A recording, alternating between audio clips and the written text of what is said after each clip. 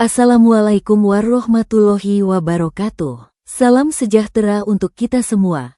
Para pendengar setia, kisah misteri di Shyfeless Channel, serta para pembaca budiman di shyfeless.com.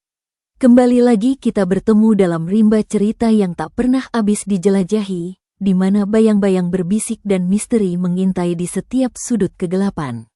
Malam ini, izinkan saya membawa Anda melangkah memasuki sebuah babak yang syarat akan pesona gelap dan konsekuensi pahit dari ambisi manusia. Bayangkan sebuah rumah besar yang berdiri kokoh, megah, namun menyimpan rahasia yang lebih tua dari usia pohon-pohon di sekelilingnya. Sebuah tempat di mana tawa anak pernah menggema, kini hanya berganti dengan bisikan-bisikan halus yang menggetarkan jiwa. Kita akan menyelami kedalaman ketakutan sebuah keluarga sederhana yang terjebak dalam permainan takdir yang kejam, di mana hadiah mahal dibayar dengan harga yang tak terbayangkan sebelumnya. Mari kita duduk di tepi kegelapan ini, mendengar angin berbisik, dan memasuki kisah yang akan membekas di relung hati Anda. Selamat mendengarkan. Kabut pagi yang tebal masih menyelimuti desa Karanganyar ketika sebuah mobil pikap terparkir dengan canggung di depan gerbang rumah besar bergaya kolonial itu. Udara pagi yang sejuk menusuk tulang tidak menyurutkan semangat Pak Baskoro. Pria paruh baya itu melompat turun dari kendaraan. Matanya berbinar melihat kemegahan bangunan yang baru saja sah menjadi miliknya. Harga yang ia bayar hampir separuh dari harga pasar. Sebuah keberuntungan yang dirasanya seperti sebuah mujizat di tengah kesulitan ekonomi yang belakangan menimpa keluarganya. "Lihat, Bu, rumah kita yang baru," serunya bangga. Suaranya memecah kesunyian pagi. Sangan memeluk istrinya, Bu Siti, yang baru turun dari dalam mobil. Bu Siti hanya mengangguk lemah, senyuman di wajahnya tidak sampai ke matanya. Meski terlihat megah dengan pilar-pilar kokoh yang menjulang dan taman luas yang hijau, rumah itu memancarkan aura dingin yang membuat bulu kuduknya berdiri. Jendela-jendela kayunya yang tinggi dan besar itu terasa seperti mata gelap yang mengawasi setiap gerak-gerik mereka dengan tatapan tidak ramah. Rumah itu, bagaimanapun indahnya, terasa memiliki nafasnya sendiri, nafas yang berat dan tua. "Ayah, aku takut," bisik Kirana, putri mereka yang baru berusia 6 tahun, sambil meremas tangan ibunya erat. Wajah mungil itu tertunduk, menyembunyikan wajahnya di lipatan pakaian Bu Siti. "Nakal, Dik, ini rumah kita. Nanti ayah pasang ayunan di taman itu, kau akan suka," bujuk Pak Baskoro sambil mengusap kepala Kirana dengan lembut, mencoba menghapus rasa takut yang dirasakan anaknya. Tetangga sekitar hanya menyaksikan dari balik pagar rumah mereka dengan pandangan penuh iba dan ketakutan yang samar. Beberapa bahkan menyilangkan jari atau menundukkan kepala ketika keluarga Baskoro melintas seolah memberi isyarat agar hati-hati. Hanya satu sosok tua yang berani mendekat, Mbah Gembul, penjaga rumah tua yang sudah puluhan tahun setia menjaga tempat itu, meski pemiliknya berganti-ganti. "Selamat datang, Tuan," ucapnya dengan suara parau khas orang tua. Matanya yang keriput memandang Kirana dengan tatapan aneh, campuran kasihan yang mendalam dan kekhawatiran yang tak terucap. "Terima kasih, Bah. Mari kita lihat bagian dalamnya," sahut Pak Baskoro antusias, tidak menyadari beban di tatapan sang penjaga. Pintu kayu besar berderit berat ketika didorong terbuka, seolah engselnya sudah berkarat oleh waktu. Bau apek bercampur tanah basah langsung menyambut hidung mereka, sebuah aroma yang memualkan namun tertutup oleh aroma lemari kayu tua. Ruang tamu luas namun kosong melompong, hanya ada beberapa kursi kayu usang yang tertutup kain putih kotor. Langit-langit yang tinggi dipenuhi sarang laba-laba yang bergelantungan seperti dekorasi ala kadarnya. Tapi yang membuat mereka semua terdiam adalah dinding di sebelah tangga. Terdapat lukisan besar yang tertutup rapat oleh kain hitam tebal. "Apa itu, Bah?" tanya Bu Siti, rasa ingin tahunya bercampur rasa tidak nyaman. Mbah Gembul menggeleng pelan, wajahnya menunduk. "Lebih baik tidak dibuka, Nyonya. Barang peninggalan pemilik sebelumnya, sudah sejak lama tertutup." Pak Baskoro tertawa kecil, merasa sang penjaga terlalu overdramatis. Ah, pasti lukisan tua yang sudah rusak. Nanti kita buka saja, lihat apakah masih bisa dipajang atau kita buang saja. Tiba-tiba, Kirana menangis terseduh-seduh. Ada monyet, ibu, banyak monyet di sudut itu. Mereka menatap aku, semua orang di ruangan itu menoleh ke arah sudut gelap yang ditunjuk Kirana. Pandangan mereka menyapu area tersebut, namun tidak ada apa-apa selain tumpukan debu dan kegelapan. Hanya bayangan, sayang, matamu hanya bermain-main, bujuk Bu Siti, meski jantungnya berdebar kencang mendengar jeritan putrinya. Malam pertama mereka di rumah itu diwarnai oleh kesunyian yang terlalu pekat. Tidak ada suara jangkrik, tidak ada desau angin yang biasa berhembus di desa, hanya keheningan yang menekan telinga. Sekitar pukul tengah malam, Kirana terbangun dengan jeritan ketakutan yang memecah keheningan. Ada pria hitam, dadanya bolong, dia lihat aku dari jendela, teriaknya histeris. Pak Baskoro berlari bergegas ke kamar putrinya. Jendela kamar memang terbuka lebar, tirai berkibar-kibar diterpa angin malam. Tapi ketika ia melihat keluar, tidak ada siapa-siapa di sana, hanya kegelapan yang menyelimuti taman yang menyerupai hutan lebat. Mimpi buruk saja, nak. Besok kita pasang teralis baru, ya, katanya sambil menenangkan Kirana yang masih gemetar pelan. Di luar, dari balik pepohonan rindang di taman, sepasang mata merah menyala menyelinap di antara dedaunan, mengawasi rumah itu dengan tatapan lapar.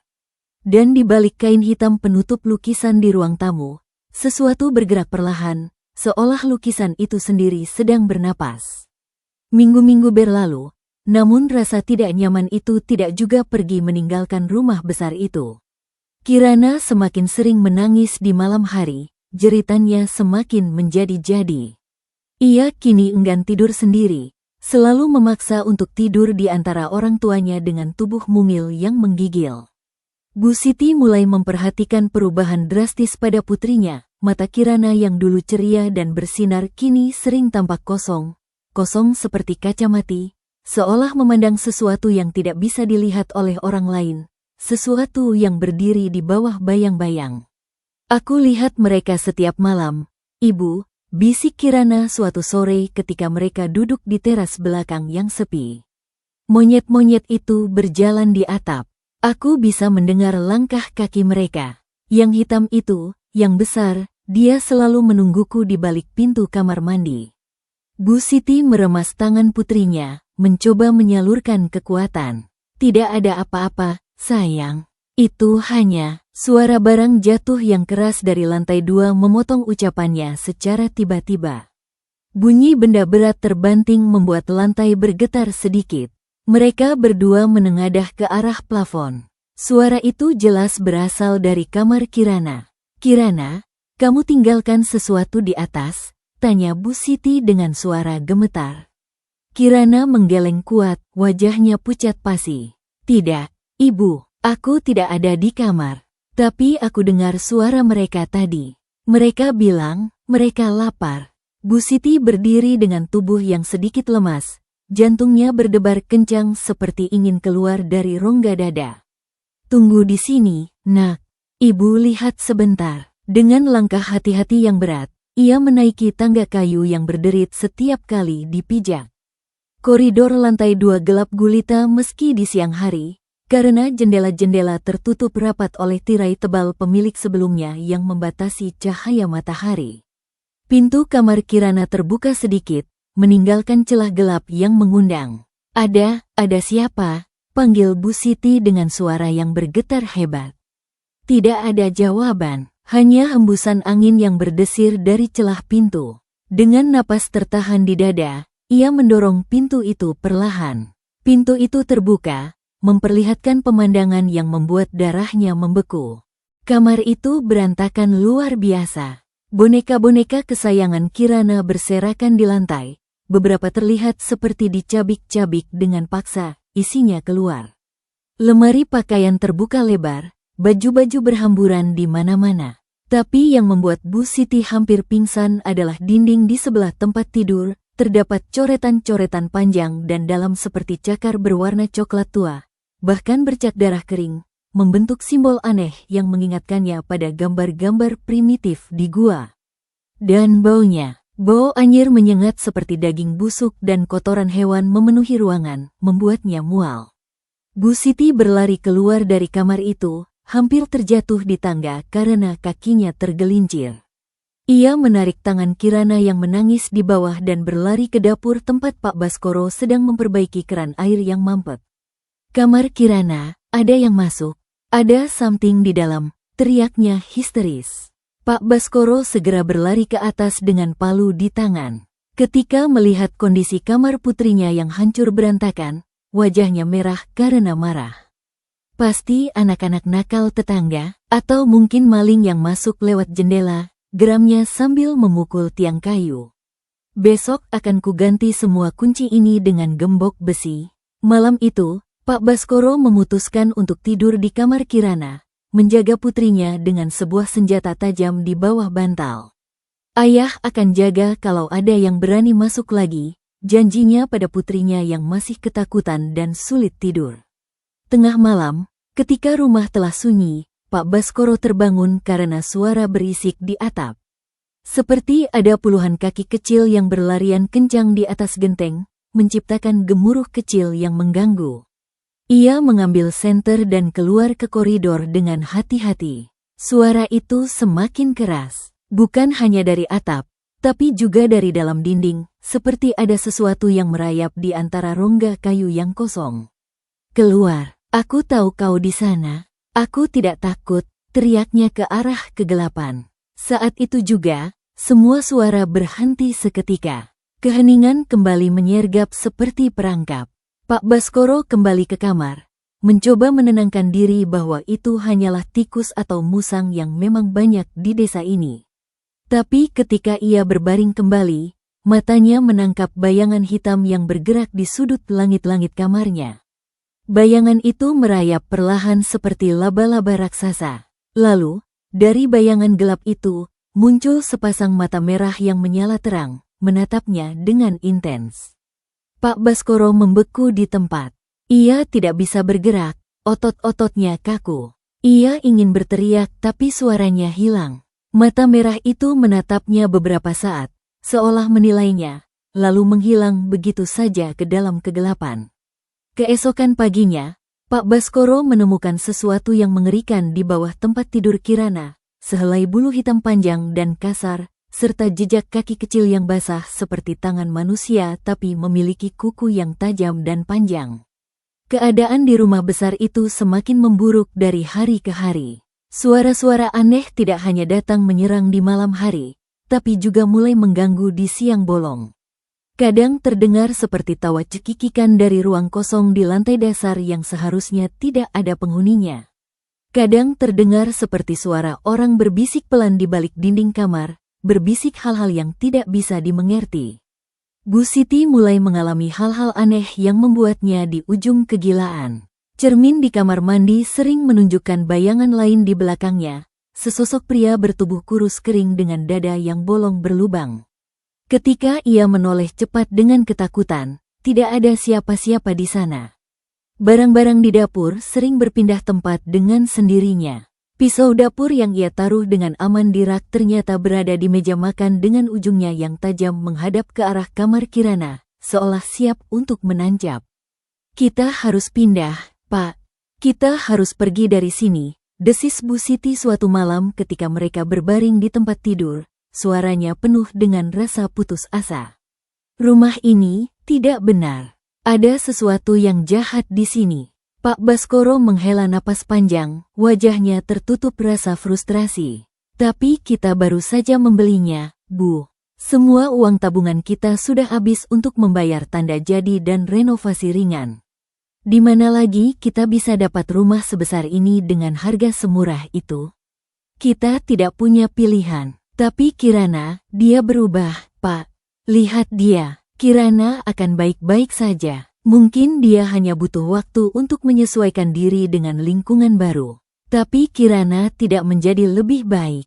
Anak itu kini hampir tidak pernah bicara lagi, hanya duduk memandang kosong ke sudut ruangan tanpa berkedip. Kadang bibirnya komat kamit seperti sedang berbicara dengan seseorang yang tak terlihat. Dokter anak di puskesmas hanya bilang Kirana mungkin mengalami trauma berat karena perpindahan lingkungan yang drastis dan menyarankan mereka untuk lebih sabar. Suatu malam yang gelap gulita, bencana itu benar-benar terjadi. Bu Siti terbangun dari tidurnya karena suara jeritan Kirana dari kamarnya yang menusuk telinga. Bukan tangisan biasa, tapi jeritan ketakutan luar biasa. Ia melompat dari tempat tidur, berlari ke kamar putrinya. Namun, pintu kamar itu terkunci dari dalam. "Kirana, buka pintu, Kirana!" teriaknya sambil memukul-mukul pintu kayu itu dengan tinjunya. Dari dalam kamar, terdengar suara jeritan yang semakin menjadi-jadi, diselingi suara seperti hewan menggeram dan benda-benda yang dilempar. Pak Baskoro yang terbangun karena keributan itu segera membantu mendobrak pintu. Dengan hentakan bahu yang keras, dan beberapa kali hantaman, pintu kayu tua itu akhirnya terbuka. Pemandangan di dalam kamar membuat darah mereka membeku di pembuluh. Kamar itu berantakan lebih parah dari sebelumnya, seperti pusaran badai telah melandasinya. Tapi yang lebih mengerikan adalah Bu Siti yang tergeletak pingsan di lantai, tangannya berdarah dengan luka cakaran yang dalam di lengan. Dan yang paling menyayat hati adalah Kirana. Kirana tidak ada di sana. Jendela kamar terbuka lebar, tirai berkibar-kibar ditiup angin malam yang dingin. "Siti, Siti!" Pak Baskoro berlutut di samping istrinya, mengangkat tubuh Bu Siti yang pingsan.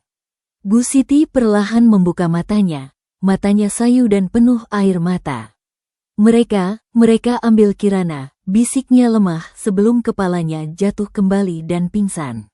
Pak Baskoro panik setengah mati. Ia mengangkat istrinya, membawanya ke kamar mereka, lalu segera menelepon ambulans dan polisi dengan tangan yang gemetar. Polisi datang tidak lama kemudian, melakukan pemeriksaan intensif, tapi tidak menemukan tanda-tanda masuknya orang asing. Tidak ada jejak kaki di tanah lunak di luar jendela, tidak ada sidik jari selain keluarga mereka. Kasus ini dicatat sebagai penculikan misterius yang membingungkan, tapi tanpa petunjuk apapun. Malam berikutnya, ketika Bu Siti sudah stabil di rumah sakit dan dirawat inap, Pak Baskoro duduk sendirian di ruang tamu yang gelap. Kepalanya penuh dengan pertanyaan yang tak terjawab. Siapa yang menculik Kirana? Mengapa tidak ada jejak sama sekali? Apa yang sebenarnya terjadi di rumah ini? Saat itulah Mbah Gembul muncul dari pintu belakang seperti bayangan. Wajah tua itu tampak sangat lelah dan menyedihkan. "Tuan," katanya dengan suara berat, "sudah saatnya Tuan tahu kebenaran tentang rumah ini. Kekeliruan akan membunuh kita semua." Pak Baskoro menatapnya dengan tajam. "Apa yang kau tahu, Bah? Katakan padaku." Mbah Gembul duduk di kursi kayu, menghela napas panjang. "Rumah ini bukan rumah biasa, Tuan. Ini rumah pesugihan. Dan pemilik sebelumnya, dia membuat perjanjian dengan sesuatu yang seharusnya tidak diganggu oleh manusia biasa." "Pesugihan? Maksudmu, monyet siluman, Tuan?" Dan mereka meminta tumbal untuk tetap bertahan. Pak Baskoro merasa seluruh tubuhnya dingin. "Kirana, mereka ambil Kirana sebagai tumbal?" Mbah Gembul mengangguk perlahan. "Mereka lapar, Tuan, dan mereka sudah menunggu lama sekali untuk korban baru." Mbah Gembul mulai bercerita dengan suara parau, matanya menerawang jauh ke masa lalu yang kelam. Cahaya lampu minyak di ruang tamu membuat bayang-bayang wajahnya bergerak-gerak di dinding, seolah ikut mendengarkan kisah mengerikan itu. Dulu, bertahun-tahun yang lalu, rumah ini milik Ki Jatmiko, seorang penjual sayur keliling yang hidupnya sangat miskin dan sengsara. Hidupnya susah. Sampai suatu hari ia tidak bisa lagi membayar utang kepada lintah darat atau memberi makan keluarganya. Istri dan 3 anaknya sering menangis kelaparan di malam hari. "Lalu bagaimana dia bisa dapat rumah sebesar ini?" tanya Pak Baskoro dengan rasa ingin tahu yang bercampur ketakutan. "Itulah awal dari malapetaka ini, Tuan." Ki Jatmiko yang nekat dan putus asa mendatangi Nyai Rengga, seorang janda kaya yang dikenal terlibat dalam ilmu hitam di desa sebelah. Nyai Rengga memberitahunya tentang pesugihan monyet, ritual terlarang untuk mendapatkan kekayaan instan dengan bantuan siluman dari hutan. Mbah Gembul berhenti sejenak, minum air tehnya yang sudah dingin, seperti mengumpulkan keberanian untuk melanjutkan kisah yang menakutkan. Ki Jatmiko dibawa secara diam-diam ke Kipralaya, seorang dukun sakti yang tinggal di hutan terlarang. Ritualnya mengerikan, Tuan. Ki Jatmiko harus memberikan persembahan khusus dan bersumpah setia dalam darah.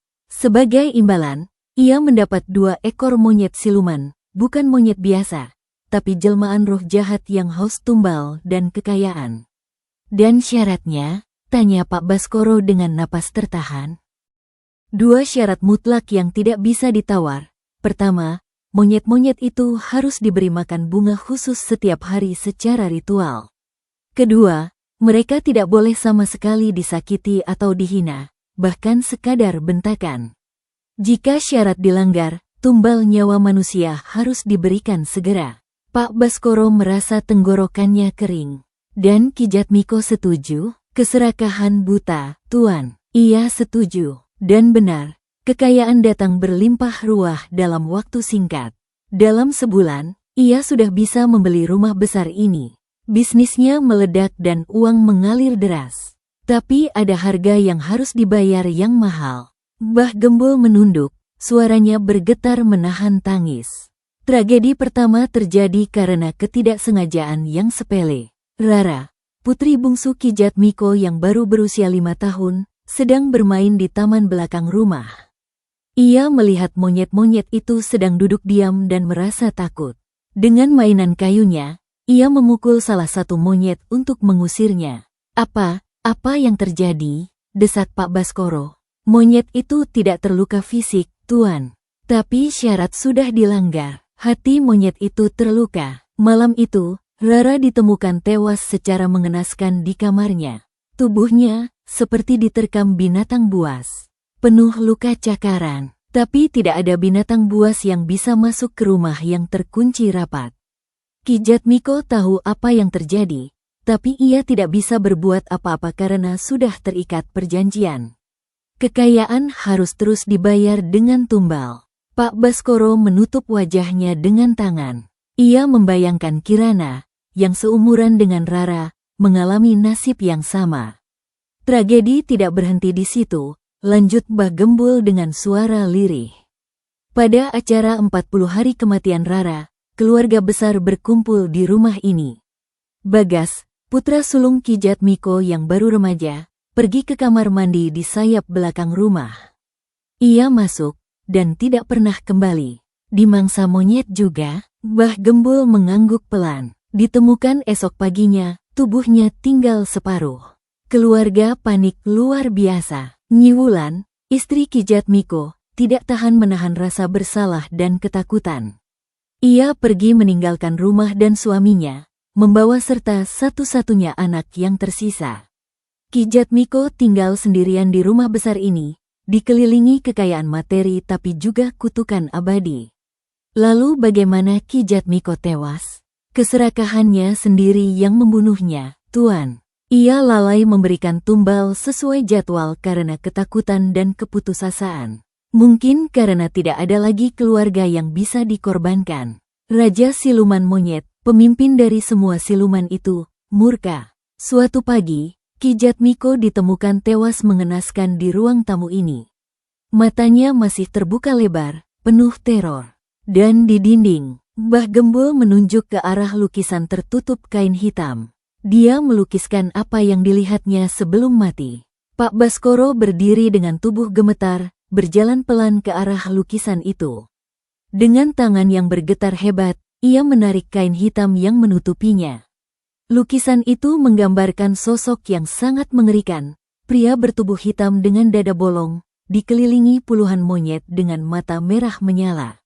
Di latar belakang, terlihat wajah rumah ini, dan di sudut kanan bawah, ada tulisan dengan cairan merah darah, "Aku menyesal." Dan arwah Ki Jatmiko, apa dia sudah tenang? Tanya Pak Baskoro sambil menatap lukisan mengerikan itu dengan ngeri. Masih di sini, Tuan. Terjebak. Ia harus melayani Raja Siluman Monyet selamanya, mencari tumbal-tumbal baru untuk mereka agar dia sendiri tidak disiksa. Dan Kirana adalah tumbal yang mereka tunggu-tunggu untuk memulai siklus baru. Pak Baskoro jatuh berlutut di lantai, menangis. Aku harus selamatkan putriku. Tolong, Bah. Apa yang harus kulakukan? Aku akan melakukan apa saja. Bah Gembul memandangnya dengan kasihan yang mendalam. Hanya satu orang yang mungkin bisa membantu. Tapi itu sangat berbahaya, baik untuk Tuan maupun untuk dirinya. Siapa? Aku akan lakukan apa saja. Panggil dia, Kiai Abdul, seorang ulama sakti yang tinggal di pesantren tepi hutan. Tapi Tuan harus siap, pertolongan spiritual seperti ini, harganya bisa sangat mahal. Bukan uang, tapi sesuatu yang lain. Pak Baskoro mengangguk, matanya penuh tekad dan api pembalasan. Aku akan temui dia besok pagi. Apapun risikonya, aku harus ambil. Di lantai atas, dari balik pintu kamar Kirana yang terbuka lemah, terdengar suara tawa cekikikan aneh. Dan di lukisan itu, tanpa ada angin, mata sosok pria hitam seolah berkedip sekali. Pesantren Al-Hikmah terletak terpencil di tepi hutan lebat, jauh dari keramaian desa. Suasana di sini sangat tenang, bertolak belakang dengan kegelisahan dan kekacauan di hati Pak Baskoro. Ia menemui Kiai Abdul di serambi pesantren, seorang lelaki tua berjubah putih bersih dengan sorot mata tajam namun penuh kedamaian yang menenangkan. Setelah mendengar cerita lengkap dari Pak Baskoro dengan seksama, Kiai Abdul menghela napas panjang. Wajahnya terlihat tua dan lelah. Pesugihan monyet, ilmu hitam yang sangat tua dan berbahaya. Ki Pralaya yang kau sebutkan itu, aku kenal baik. Dulu, ia adalah muridku, sebelum ia memilih jalan sesat yang merusak imannya. Pak Baskoro terkejut bukan main. Kiai kenal dengan dukun jahat itu. Dulu ia adalah santri yang paling berbakat. Tapi keserakahan mengalahkan imannya. Ia meninggalkan pesantren dan ilmu yang baik, mencari ilmu gelap di hutan-hutan untuk keuntungan pribadi. Kiai Abdul berdiri, berjalan perlahan ke arah jendela yang menghadap hutan. Rumah yang kau tinggali itu sudah terkenal di kalangan kami. Banyak yang mencoba membersihkannya, tapi tidak ada yang berhasil kembali. Tapi Kirana, putriku masih di sana. Nyawanya terancam. Kiai Abdul menoleh, matanya penuh belas kasihan. Aku tahu, nak, aku akan membantumu. Itu adalah tugasku. Tapi kau harus memahami risikonya. Raja siluman monyet bukan makhluk biasa. Ia roh jahat yang sudah berusia ratusan tahun, diperkuat oleh tumbal-tumbal manusia yang telah dia makan selama bertahun-tahun. Apa saja yang perlu kami siapkan, Kiai? Apapun akan aku lakukan. Pertama, kita harus masuk ke rumah itu pada tengah malam, saat kekuatan mereka paling kuat dan berkumpul. Pak Baskoro mengerutkan kening bingung. Mengapa justru saat mereka paling kuat? Bukankah bahaya? Karena hanya saat itulah Raja Siluman Monyet akan muncul secara penuh bersama pengikutnya. Kita tidak bisa mengusir apa yang tidak kita hadapi langsung. Kita harus memukul jantung permasalahannya. Kiai Abdul mengambil sebuah kitab tua berkulit dari rak bukunya. Kedua, aku butuh bantuanmu dan Mbah Gembul. Kalian harus menjaga lingkaran perlindungan di sekeliling rumah, agar mereka tidak lari. Lingkaran perlindungan? Dari garam laut yang sudah diberi doa dan bunga tertentu. Itu akan mencegah monyet-monyet siluman lain keluar atau masuk saat aku berhadapan langsung dengan rajanya. Kiai Abdul membuka kitab itu, menunjukkan halaman dengan gambar simbol-simbol perlindungan. Dan ketiga, mungkin ada korban jiwa. Pertarungan ini tidak main-main. Pak Baskoro terdiam sejenak. Kiai maksud, pertarungan melawan makhluk seperti ini tidak pernah tanpa risiko nyawa. Aku sudah tua, nak. Nyawaku tidak seberharga nyawa seorang anak kecil yang masih panjang umurnya. Kiai Abdul tersenyum kecil, tulus. Jangan khawatir. Ini adalah pilihan jalan hidupku. Mereka membuat persiapan panjang sepanjang hari di pesantren. Kiai Abdul mengajarkan doa-doa khusus pada Pak Baskoro dan Mbah Gembul yang ikut bergabung. Mereka mengumpulkan garam laut, bunga melati, dan air zam-zam dari sumur tua di pesantren. Saat senja menjelang maghrib, mereka bertiga berangkat menuju rumah itu dengan sebuah mobil tua. Bu Siti masih di rumah sakit, tidak tahu apa yang sedang dilakukan suaminya demi menyelamatkan putri mereka. Rumah itu tampak lebih angker dari biasanya saat mereka tiba di malam hari. Jendela-jendelunya seolah memandangi mereka dengan kebencian dari kegelapan. Bahkan pepohonan di taman tampak merunduk layu, seperti takut pada sesuatu yang menghuni dalam tanahnya. Kita mulai saat bulan tepat di puncak langit, kata Kiai Abdul sambil mengatur barang-barang ritualnya di teras depan rumah yang sunyi. Mbah Gembul menggigil kedinginan dan ketakutan. Sudah lama sekali aku tidak masuk ke rumah ini di malam hari, Kiai. Rasanya hawa dinginnya menusuk sampai ke tulang sumsum. Kau tidak perlu masuk, Mbah. Tugasmu sangat penting di luar. Menjaga lingkaran garam tetap utuh dan tidak putus. Malam semakin larut, kegelapan menyelimuti desa. Suasana semakin mencekam. Dari dalam rumah, terdengar suara seperti banyak orang berbisik pelan. Kadang diselingi tawa kecil yang pendek dan tajam yang membuat bulu kuduk berdiri. Tepat pukul 12 malam, Kiai Abdul berdiri dengan tegap. Saatnya bertawakalah kepada Yang Maha Kuasa. Dengan membawa lampu minyak dan tasbih di tangan kanannya, ia berjalan menuju pintu depan. Pak Baskoro mengikuti dari belakang dengan jantung yang berdebar kencang, membawa pembalut garam. Pintu kayu besar itu terbuka dengan sendirinya perlahan sebelum mereka menyentuhnya, seolah menyambut tamu yang akan menjadi santapan. Di dalam, rumah itu berbeda sama sekali dengan keadaan kosong yang dilihat Pak Baskoro sebelumnya. Tidak lagi kosong, tapi penuh dengan perabotan mewah bergaya zaman kolonial yang indah. Lampu gantung kristal menyala redup dengan cahaya kuning pudar. Tapi yang membuat mereka membeku adalah puluhan pasang mata merah yang bersinar dari setiap sudut ruang, dari balik sofa, dari atas rak buku. Monyet-monyet siluman, mereka duduk di rak, di tangga, di atas lemari, di gantungan lampu. Semua menatap pada kedua manusia yang berani masuk ke wilayah kekuasaan mereka. Kembalikan anak itu, suara Kiai Abdul bergema keras dan penuh wibawa memenuhi ruangan. Dari ujung tangga kayu yang melengkung, sosok hitam dengan dada bolong muncul perlahan dari bayangan. Raja siluman monyet, tubuhnya tinggi kurus, seperti manusia tapi dengan postur yang membungkuk dan tulang-tulang yang menonjol. Matanya merah menyala seperti api neraka, dan dari lubang di dadanya, keluar asap hitam pekat yang berbau busuk. Penjaga iman yang sok suci, suara Raja Siluman Monyet seperti gemerisik daun kering yang kering. Kau tidak diundang ke perjamuan ini. Aku datang bukan untuk pesta, tapi untuk mengambil apa yang bukan milikmu. Tawa mengerikan menggema di seluruh ruangan, membuat kaca jendela bergetar. Monyet-monyet lain ikut tertawa. Suara mereka seperti campuran kera dan manusia yang menusuk telinga. Anak itu sudah menjadi milik kami. Tumbal untuk kelangsungan kekuatan kami. Dia adalah makanan yang lezat.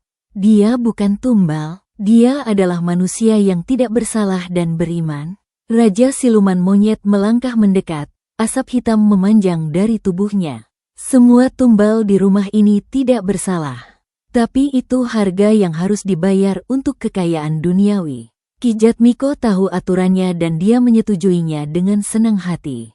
Saat itu, dari balik tubuh Raja Siluman Monyet, muncul sosok lain yang menyedihkan. Seorang pria tua dengan wajah penuh penderitaan, Ki Jatmiko. Matanya kosong, seperti orang yang sudah putus asa dan lelah. Tolong kami, bisik Ki Jatmiko lirih. Lepaskan aku dari siksaan ini.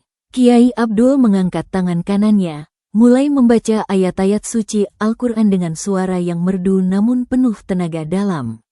Cahaya putih yang terang mulai keluar dari tangannya, menyinari ruangan gelap itu. Raja Siluman Monyet menjerit kesakitan tertahan oleh cahaya itu. Kau tidak bisa mengusirku, aku sudah di sini lebih lama dari leluhurmu. Aku adalah raja di tempat ini. Pertarungan gaib dimulai, dan dunia nyata maupun gaib bergetar karenanya. Cahaya putih yang menyilaukan dari tangan Kiai Abdul bertabrakan hebat dengan asap hitam pekat yang menyembur dari dada Raja Siluman Monyet. Suara gemuruh seperti petir memenuhi ruangan, membuat kaca jendela bergetar kencang dan hampir pecah. Monyet-monyet siluman berteriak-teriak kesakitan. Beberapa yang mencoba mendekat terpental mundur oleh kekuatan spiritual yang dipancarkan Kiai Abdul. "Kembalikan anak itu sekarang juga," teriak Kiai Abdul. Suaranya bergema dengan kekuatan dahsyat yang menggetarkan hati Pak Baskoro. Raja Siluman Monyet tertawa mengejek dengan suara serakam. "Maukah kau menggantikannya? Seorang ulama tua sebagai tumbal, itu akan sangat memperkuatku dan membuatku tak terkalahkan." Ki Jatmiko yang masih berdiri di tangga dengan tubuh semi-transparan tiba-tiba berteriak, memecah keheningan. "Aku tidak mau lagi, aku menyesal, lepaskan aku dari sini." Tapi suaranya tenggelam dalam keributan pertarungan hebat itu. Monyet-monyet siluman mulai menyerang secara bergelombang, melompat dari segala arah dengan cakaran yang siap menyayat. Kiai Abdul dengan cepat membuat lingkaran perlindungan di sekelilingnya dengan garam yang dibawanya, serta membentuk barier cahaya. "Pak Baskoro, ke belakangku, jangan keluar dari lingkaran ini apapun yang terjadi," perintahnya tegas. Pak Baskoro yang sudah hampir pingsan karena ketakutan melihat pemandangan mengerikan itu segera berlari dan bersembunyi di belakang tubuh Kiai Abdul. Dari sana, ia melihat pertarungan yang tidak pernah ia bayangkan ada di dunia ini terjadi di depan matanya. Kiai Abdul kini mengeluarkan sebuah tongkat kayu bertuliskan ayat-ayat suci dengan emas. Setiap kali ia mengayunkan tongkat itu ke arah monyet-monyet siluman, mereka menjerit kesakitan dan meledak menjadi asap hitam yang lenyap. Tapi jumlah mereka terlalu banyak. Ratusan makhluk kecil terus berdatangan. Dan Raja Siluman Monyet sendiri semakin kuat. Asap hitam dari dadanya membentuk tangan-tangan raksasa yang mencoba mencengkeram dan meremukkan Kiai Abdul. "Kau kalah jumlah, ulama tua. Kau akan mati di sini," teriak Raja Siluman Monyet dengan amarah. "Rumah ini adalah kerajaanku. Di sini, akulah yang berkuasa. Tuhanmu tidak masuk ke sini." Kiai Abdul berlutut, mulai berdoa dengan khusyuk mengabaikan hinaan itu. Cahaya putih di sekelilingnya semakin terang, membentuk semacam kubah energi di sekelilingnya dan Pak Baskoro. Tapi tiba-tiba, dari atas tangga, terdengar suara tangis anak kecil yang sangat familiar. "Ayah, ayah tolong aku." Pak Baskoro menengadah ke arah suara itu. Kirana, putrinya berdiri di atas tangga, tapi dalam kondisi yang mengerikan. Wajahnya pucat seperti mayat, matanya kosong tanpa cahaya, dan di sekelilingnya berdiri 3 monyet siluman besar yang menggenggam lengannya dengan kuat. "Kirana," teriak Pak Baskoro, ingin berlari nekat keluar dari lingkaran perlindungan. "Jangan." Kiai Abdul menahan Pak Baskoro dengan tangan kirinya. "Itu jebakan. Mereka ingin kau keluar dari perlindungan agar mereka bisa memakanmu berdua. Tapi putriku, dia ada di sana. Percayalah padaku, percayalah kepada Allah." Kiai Abdul berdiri lagi, menghadap Raja Siluman Monyet dengan tatapan tajam.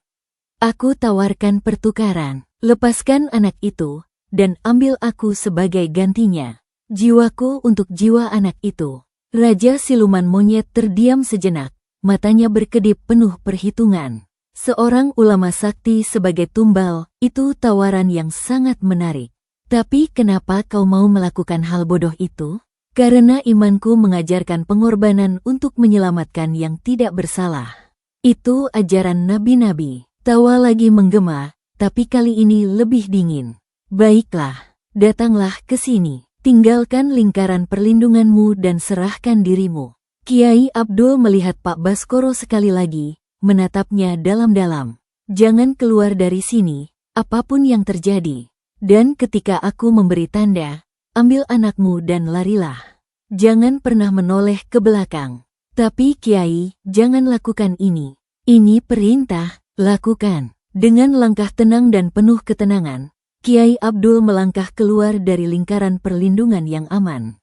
Cahaya putih di sekelilingnya meredup perlahan. Raja siluman monyet segera menggerakkan tangannya. Asap hitam yang tebal segera membelit tubuh Kiai Abdul, mengangkatnya tinggi ke udara, mencekik lehernya. "Kiai," teriak Pak Baskoro dengan air mata yang berderai. Tapi Kiai Abdul tersenyum di tengah siksaan itu. "Sekarang, ambil anakmu dan pergilah." Dari tubuh Kiai Abdul yang dibelit asap, cahaya putih tiba-tiba meledak dengan kekuatan yang luar biasa besar, seperti bom cahaya. Seluruh rumah bergetar hebat, pondasinya bergetar. Monyet-monyet siluman menjerit kesakitan luar biasa, beberapa langsung meledak dan menghilang menjadi abu. Raja siluman monyet terlempar kuat ke belakang menabrak dinding. Kau mengorbankan dirimu sendiri? Tidak mungkin. Untuk menyelamatkan seorang anak, itu adalah harga yang murah, jawab Kiai Abdul. Suaranya sudah lemah dan hampir tidak terdengar. Pak Baskoro tidak menyia-nyiakan kesempatan berharga itu. Ia berlari sekuat tenaga ke tangga, mendorong monyet-monyet siluman yang sudah melemah karena ledakan cahaya, dan menarik tangan Kirana yang kaku. "Ayah." Kirana memeluknya erat, tubuhnya dingin. "Ayo, nak, kita harus pergi, cepat." Tapi ketika mereka berbalik, mereka melihat Kiai Abdul sudah terjatuh di lantai. Tubuhnya dikelilingi asap hitam yang perlahan-lahan menyusup masuk ke dalam tubuhnya, mengambil alih. "Larilah, jangan menoleh," bisik Kiai Abdul terakhir kali sebelum matanya tertutup untuk selamanya. Raja siluman monyet bangkit lagi, wajahnya penuh amarah yang meledak-ledak. "Tidak ada yang bisa lolos dari sini, dia milikku." Tapi cahaya putih dari tubuh Kiai Abdul yang sudah meninggal tiba-tiba berkumpul dan membentuk sosok raksasa cahaya yang menyerang Raja siluman monyet tanpa henti. Kedua kekuatan besar itu bertabrakan sekali lagi, lebih dahsyat dan mengerikan dari sebelumnya.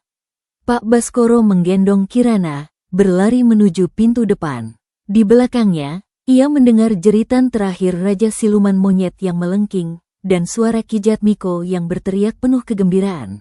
"Akhirnya, aku bebas, terima kasih, Kiai." Lalu terdengar ledakan yang sangat dahsyat yang menghancurkan atap rumah. Pak Baskoro dan Kirana terlempar keras keluar dari rumah karena kekuatan ledakan, mendarat terbanting di taman depan yang berumput. Mereka berdua terluka dan penuh debu, tapi masih hidup. Dari dalam rumah, asap hitam dan putih mengepul keluar dengan tebalnya melalui jendela-jendela yang pecah berantakan. Mbah Gembul yang berada di luar segera berlari mendekati mereka, menghindari puing-puing yang jatuh. Tuan, apa yang terjadi?" Dan Kirana, Kiai Abdul, isak Pak Baskoro dengan tubuh yang gemetar. Dia gugur demi kami." Mbah Gembul menatap rumah yang masih berasap dan meleleh itu. "Dia gugur, seorang ulama besar." Pak Baskoro mengangguk, air matanya bercucuran membasahi wajah yang kotor. Dia mengorbankan dirinya untuk menyelamatkan Kirana. Dia menukar nyawanya dengan kami. Kirana yang terbaring di rumput tiba-tiba menangis pelan. "Ada yang pegang aku tadi, ayah." Tangan mereka dingin. Mereka semua menoleh ke arah pintu rumah yang hancur. Di tengah puing-puing itu, berdiri sosok pria tua yang bercahaya redup, Ki Jatmiko. Tapi kini wajahnya tidak lagi penuh penderitaan. Ada kedamaian dan senyum di mata indahnya. "Terima kasih," bisik Ki Jatmiko yang tersedot angin. "Rohku akhirnya bebas dari perbudakan itu." Kiai Abdul telah memusnahkan Raja Iblis itu. Tapi Raja siluman monyet, apakah dia hilang? Tanya Mbah Gembul dengan hati-hati. Terperangkap selamanya. Kiai Abdul telah mengurungnya dalam dimensi yang berbeda, terkunci di dalam lukisan itu. Tapi itu tidak permanen untuk selamanya. Suatu hari, jika ada manusia yang membuka segel itu dengan niat jahat, dia akan bebas lagi. Ki Jatmiko melihat ke arah Kirana. Anak itu, rohnya masih terikat sebagian. Raja siluman monyet sempat mengambil sebagian jiwanya sebelum pergi. Pak Baskoro memeluk Kirana lebih erat, ketakutan kehilangannya kembali. "Apa maksudmu? Apakah dia tidak akan normal lagi?" "Dia akan hidup, tapi jiwa dan sukmanya tidak akan pernah sama lagi." Sebagian dari dirinya masih terhubung dengan rumah ini bersama mereka. Dia akan selalu merasakan panggilan tempat ini. Kijat Miko mulai transparan, tubuhnya perlahan menghilang. Tinggalkan tempat ini sekarang juga. Jangan pernah kembali, dan jangan biarkan siapapun tinggal di sini. Biarkan rumah ini membusuk sendiri. Tapi rumah ini, itu aset kami. Biarkan menjadi peringatan. Peringatan akan bahaya keserakahan manusia dan pesugihan yang melalaikan. Kijat Miko menghilang perlahan, seperti asap yang diterbangkan angin malam, meninggalkan keheningan yang sunyi. Polisi dan tetangga yang mendengar ledakan besar itu datang berkerumun tidak lama kemudian. Mereka melihat rumah yang rusak parah, dan keluarga Baskoro yang terluka. Pak Baskoro menceritakan sebagian kisahnya, mengatakan ada kebocoran gas yang menyebabkan ledakan, meski di hatinya tahu tidak ada yang akan percaya sepenuhnya jika ia bercerita tentang monyet dan dukun. Bu Siti dipulangkan dari rumah sakit keesokan harinya dengan kondisi lemah. Pertemuan kembali dengan Kirana penuh air mata dan rasa syukur, tapi Bu Siti segera menyadari ada yang berbeda dengan putrinya. Kirana tidak lagi sering menangis, tapi matanya sering kosong menatap kekosongan, seperti memandang sesuatu yang sangat jauh dan tak terlihat oleh orang lain. Dia akan baik-baik saja, Bu. Kita harus bersyukur dia selamat, kata Pak Baskoro pada istrinya malam itu, ketika Kirana sudah tidur di tempat tidur baru mereka di rumah kontrakan kecil. Dia selamat, itu yang paling penting. Lupakan rumah itu. Tapi di kamar Kirana, ketika semua sudah tidur lelap, anak itu membuka matanya perlahan. Ia duduk di tempat tidur, memandang ke arah jendela yang gelap. Di luar, di kejauhan, bayangan rumah besar itu masih berdiri gagah di tengah malam. Dan dari jendela kamar Kirana yang terbuka, angin malam membawa bisikan halus. Kami masih menunggumu, jangan lupakan kami. Kirana tersenyum kecil, sebuah senyum yang tidak wajar untuk anak seusianya, lalu tertidur kembali. Keluarga Baskoro segera pindah dari desa itu seminggu kemudian. Mereka menjual rumah hancur itu dengan harga sangat murah, hampir sama dengan harga yang dulu dibayar Pak Baskoro, hanya untuk menyingkirkannya. Pembelinya adalah seorang pengusaha kaya dari kota yang tidak percaya tahayul dan melihat peluang bisnis. Rumah tua yang bagus dengan tanah luas, kata pengusaha itu saat menandatangani surat jual beli dengan senang. Aku akan merenovasinya total, jadikan villa mewah. Pasti laku keras. Mbah Gembul yang kebetulan berada di dekat lokasi dan mendengar pembicaraan itu hanya bisa menggeleng kepala dengan sedih. Jangan katakan tidak saya peringatkan. Keserakahan akan mendatangkan malapetaka lagi. 2 tahun berlalu dengan cepat. Rumah besar itu telah berubah wujud total menjadi villa dampit kuning, tempat wisata eksklusif dan mewah untuk orang-orang kota dari ibu kota yang ingin merasakan kehidupan desa dengan fasilitas modern. Pengusaha pemiliknya, Pak Hendra, menghabiskan banyak uang untuk merenovasi total bangunan itu. Lukisan mengerikan yang tertutup kain hitam sudah dibuang dan dibakar, diganti dengan karya seni modern abstrak yang mahal. Kamar-kamar yang berubah diubah menjadi suite mewah dengan fasilitas hotel bintang 5. Tapi cerita mistis tentang rumah itu tidak pernah benar-benar hilang dari mulut ke mulut penduduk desa asli. Beberapa karyawan lokal mengundurkan diri hanya setelah beberapa hari bekerja karena mengalami kejadian aneh yang tidak bisa dijelaskan. Ada yang mendengar suara anak menangis di tengah malam dari ruang kosong. Ada yang melihat bayangan monyet berlarian di koridor panjang saat lampu padam. Tapi Pak Hendra menganggap itu semua hanya tahayul bodoh yang menghambat bisnisnya. Ini adalah bisnis pariwisata, katanya tegas pada manajernya ketika melaporkan kejadian aneh. Jangan sebarkan cerita-cerita hantu itu pada tamu. Itu akan membuat mereka takut dan rating kami turun.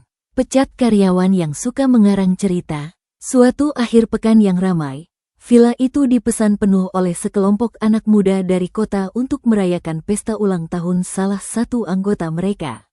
Mereka berjumlah 10 orang, penuh semangat, tawa, dan musik keras. Tempat yang keren banget, serem tapi estetik, seru Andi. pemilik acara ulang tahun, sambil memotret suasana. Tengok pemandangannya, asri banget. Mereka berpesta sepanjang malam dengan musik disko yang menggelegar, tawa, dan teriakan bahagia. Mereka tidak tahu, atau tidak peduli, dengan sejarah kelam tempat ini yang pernah memakan korban jiwa. Tengah malam, ketika pesta sudah reda dan sebagian besar sudah tidur karena kelelahan minum, 5 dari mereka yang masih terjaga memutuskan untuk bermain permainan tantangan yang seru. Katakan, ada yang berani tidur di kamar paling ujung di sayap timur, tantang Rina, salah satu dari mereka yang iseng. Katanya itu kamar paling angker di desa ini. Kamar paling ujung, kenapa emang? Tanya Dito dengan muka mabuk. Konon itu kamar bekas anak perempuan pemilik pertama yang tewas tragis di situ. Dulunya kamar Rara, teman-temannya tertawa cekikikan mengejek. Cerita hantu lagi? Jangan konyol, Rin. Ayo, siapa berani? Aku taruh 500.000 buat yang berani tidur di sana semalam. Tantangan itu diterima oleh 2 orang yang mabuk berat, Budi dan Sari. Dengan senter di tangan dan langkah yang sempoyongan, mereka berjalan ke sayap timur villa yang agak jauh dari kamar utama, menuju kamar yang dulunya adalah kamar Rara, putri Ki Jatmiko. Kamar itu kini menjadi suite mewah dengan tempat tidur king size dan balkon yang indah. Tapi begitu mereka masuk dan menutup pintu, suasana berubah drastis. Menjadi dingin sekali, jauh lebih dingin dari AC-nya. Aneh, AC-nya mati ya? Atau terlalu dingin, kata Budi sambil menggeliat. Sari menggigil, bukan karena dingin tapi karena rasa tidak enak yang tiba-tiba muncul. Ayo cepat, tidur saja. Besok pagi kita ambil uang taruhannya dan pergi dari sini. Aku gak suka vibes kamar ini. Mereka berbaring di tempat tidur yang empuk, mematikan lampu kamar. Untuk beberapa saat, hanya ada keheningan yang mencekam. Lalu terdengar suara kecil, seperti anak kecil tertawa pendek di dekat telinga. Budi membuka matanya dengan kaget. Kau dengar itu? Dengar apa? Aku capek, kata Sari yang sudah setengah tidur nyenyak. Suara itu lagi, lebih dekat, sekarang seperti di sudut kamar, di depan lemari. Budi menyalakan senter dengan gemetar. Sinar lampu menyapu ruangan mewah itu. Tidak ada apa-apa, tapi ketika ia mematikan senter lagi, di depan wajahnya, tepat di atas langit-langit, muncul sepasang mata merah menyala yang menatapnya. Budi ingin berteriak, tapi suaranya tidak keluar seolah kerongkongannya ditutup tangan tak terlihat. Ia ingin bergerak, tapi tubuhnya kaku lumpuh total. Dari sudut kamar yang gelap, muncul sosok kecil berjalan terlatih-tatih, anak perempuan dengan gaun putih kotor, tapi wajahnya hancur tidak berbentuk. Teman main, bisik suara anak itu dengan suara serak. Sari yang terbangun karena merasakan kedinginan hebat di sebelahnya melihat sosok hantu itu langsung menjerit sekuat tenaga. Jeritannya memecah keheningan malam yang sunyi. Teman-teman lain yang mendengar jeritan mengerikan itu segera berlari ke arah kamar. Mereka mendobrak pintu dan menemukan Budi dan Sari pingsan di lantai dengan tubuh yang kaku. Di lengan mereka terdapat luka cakaran aneh yang baru saja muncul, berdarah segar. Pesta ulang tahun itu berakhir dengan kekacauan total. Semua tamu ketakutan dan meninggalkan villa sebelum subuh bahkan belum menyiangi. Dan keesokan paginya, semua karyawan villa mengundurkan diri secara massal karena terlalu takut. Pak Hendra akhirnya mulai percaya bahwa ada sesuatu yang salah. Ia memanggil paranormal terkenal dari kota untuk membersihkan villa dari energi negatif. Tapi paranormal itu hanya bertahan 1 malam sebelum lari ketakutan keluar dari villa dengan tubuh lemas. Ada sesuatu yang sangat jahat dan kuat di sini, Pak. Bukan sekadar hantu biasa, kata paranormal itu dengan wajah pucat pada Pak Hendra. Dan kekuatan itu semakin kuat karena ada energi baru yang masuk. Aku tidak sanggup mengusirnya. Sementara itu, di kota yang jauh dari desa tersebut, Kirana yang kini berusia 8 tahun sering terbangun di malam hari dengan keringat dingin. Ia memandang ke arah barat, arah desa tempat rumah itu berada, seolah memiliki radar. Mereka lapar lagi, Ibu. Lapar sekali, bisiknya suatu malam pada Bu Siti yang menidurkannya. Bu Siti memeluknya erat dengan rasa khawatir. Tidak ada, mereka, sayang. Kita sudah jauh dari sana. Itu hanya mimpi buruk. Tapi Kirana tahu itu bukan sekadar mimpi. Ia bisa merasakannya. Raja siluman monyet sudah mulai bangkit dari kurungannya. Dia butuh makan. Dia butuh tumbal baru. Di villa yang sepi, di kamar yang dulunya adalah kamar Kirana, dindingnya mulai retak tanpa sebab.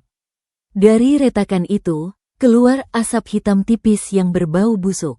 Dan di taman yang luas, di malam bulan purnama, kadang terlihat bayangan monyet-monyet berjalan dalam formasi teratur, seperti sedang melakukan ritual kuno. Villa Dampit Kuning akhirnya ditutup total oleh Pak Hendra karena terlalu banyak kejadian aneh dan tidak ada pekerja yang mau bertahan. Ia mencoba menjualnya, tapi tidak ada yang berani membeli. Rumah itu kembali menjadi kosong, terbengkalai, dan sunyi. Tapi rumah itu tidak benar-benar kosong. Penghuninya sedang menunggu. 3 tahun kemudian, situasi berubah menjadi lebih mengerikan. Rumah besar itu masih berdiri kokoh, tapi kini dalam kondisi yang sangat menyedihkan dan menakutkan.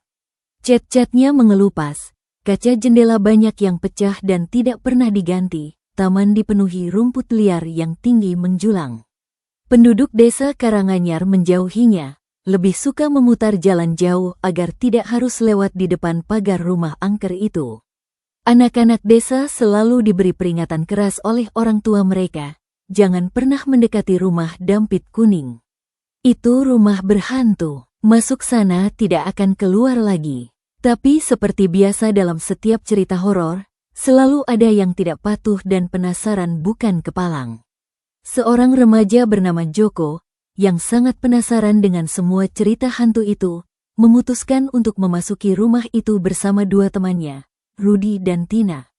Mereka membawa senter kuat dan kamera perekam, berencana membuat video misteri untuk channel YouTube mereka agar terkenal.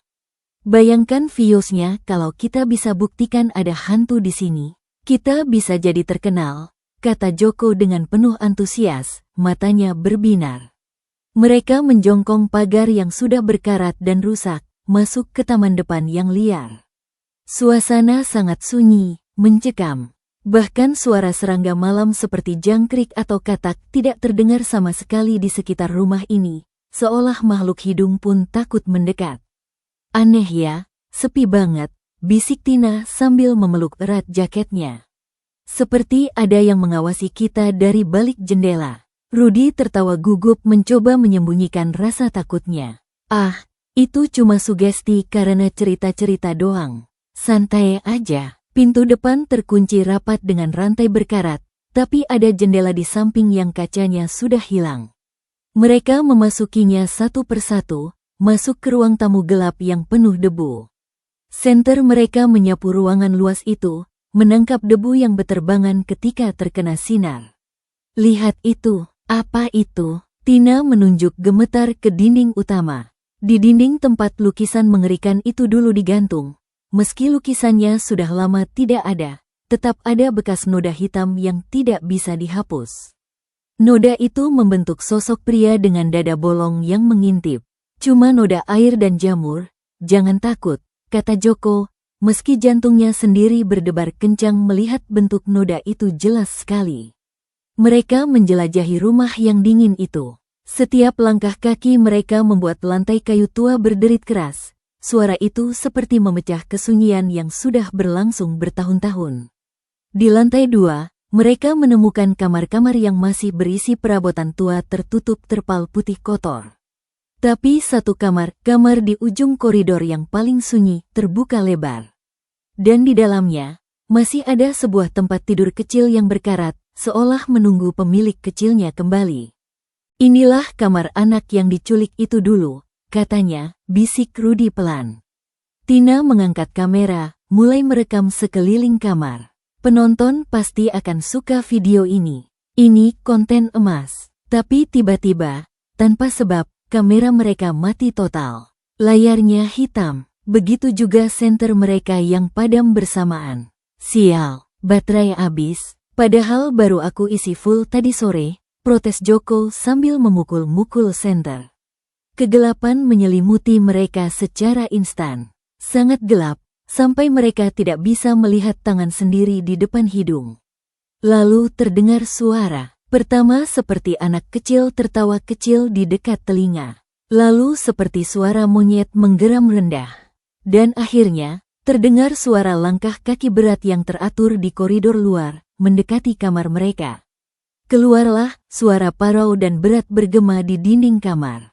Mereka berusaha lari panik ke arah pintu, tapi pintu kamar tertutup dengan sendirinya dan terkunci rapat. Joko mencoba mendobraknya bahu, tapi pintu itu seolah terbuat dari besi. "Tolong, ada orang, tolong kami," teriak Tina histeris. Di luar kamar, melalui celah kunci pintu yang sempit, mereka melihat cahaya merah yang menyala menyilaukan. Dan bayangan-bayangan hitam di lantai, bayangan monyet berjalan tegak seperti manusia, mendekati pintu kamar mereka. "Kami hanya main-main, kami mau pergi," jerit Rudy sambil menangis ketakutan. Tapi sudah terlambat, suara kunci pintu berputar sendiri dengan bunyi berderit. Pintu terbuka perlahan ke arah dalam, memperlihatkan kegelapan koridor. Dan di sana, berdiri sosok yang mereka hanya lihat dalam cerita horor, pria bertubuh hitam tinggi besar dengan dada bolong yang mengeluarkan asap. Di sekelilingnya, puluhan mata merah bersinar dalam kegelapan, menatap mereka dengan lapar. "Tumbal baru," bisik suara itu menusuk jiwa. Keesokan paginya, warga desa menemukan ketiga remaja itu pingsan di depan pagar rumah dengan tubuh kaku. Mereka masih hidup, tapi seperti orang yang kehilangan akal sehat. Mata mereka kosong tidak berfokus, bibir mereka komat-kamit hal-hal yang tidak bisa dimengerti dan membuat merinding. "Raja, monyet, dia lapar, dia lapar." Itu satu-satunya kalimat yang bisa ditangkap dengan jelas dari ucapan Joko yang tersenyum-senyum aneh. Insiden itu menjadi berita nasional yang heboh. Rumah Dampit Kuning akhirnya dipagar permanen dengan tembok tinggi oleh pemerintah setempat dengan peringatan bahaya yang keras. Tapi semua warga desa tahu itu tidak akan menghentikan rasa penasaran orang-orang bodoh. Di kota lain, Kirana yang kini telah beranjak remaja sering bermimpi buruk tentang rumah itu. Dalam mimpinya, ia berdiri di tengah taman yang rusak, dikelilingi ratusan monyet. Dan Raja Siluman Monyet mendekatinya, berbisik, "Kau masih milik kami sebagian, nak. Suatu hari, kau akan kembali ke sini untuk selamanya." Kirana selalu terbangun dengan keringat dingin yang membasahi baju tidurnya. Ia tidak pernah menceritakan mimpi itu pada orang tuanya, yang sudah berusaha keras melupakan masa lalu mengerikan itu dan pindah ke pulau lain. Rumah Dampit Kuning tetap berdiri di tengah hutan belukar, menjadi monumen peringatan abadi yang menakutkan. Peringatan bahwa keserakahan manusia punya harga yang harus dibayar sangat mahal, dan kadang, harganya bukan hanya uang, tapi jiwa-jiwa yang tidak bersalah. Dan di malam-malam tertentu, ketika bulan purnama menggantung terang, penduduk desa yang berani melihat ke arah rumah itu akan melihat asap hitam mengepul dari cerobong asap yang sudah tidak ada. Dan suara tawa anak kecil, tangisan wanita, dan geraman monyet bergema dari dalam temboknya, memecah kesunyian malam. Rumah itu menunggu, selalu menunggu korban berikutnya yang tergoda oleh misterinya. Menunggu tumbal berikutnya untuk Raja Siluman Monyet yang tidak pernah benar-benar puas. Karena dalam dunia pesugihan yang gelap, sekali terikat, selamanya terikat. Dan hutang tumbal tidak pernah benar-benar lunas, hanya ditunda, menunggu waktu pembayaran berikutnya yang pasti akan tiba. Terima kasih banyak sudah menyimak kisah misteri, ngeri, rumah bekas pesugihan, dihuni Raja Siluman Monyet pemakan tumbal hingga selesai. Jangan lupa berikan dukungan Anda dengan menekan tombol like, menulis komentar di kolom yang tersedia, dan share cerita ini kepada teman-teman atau keluarga Anda agar mereka juga ikut merasakan ketegangan kisah ini. Sampai jumpa di episode kisah misteri berikutnya yang lebih seru dan menegangkan. Wassalamualaikum warahmatullahi wabarakatuh.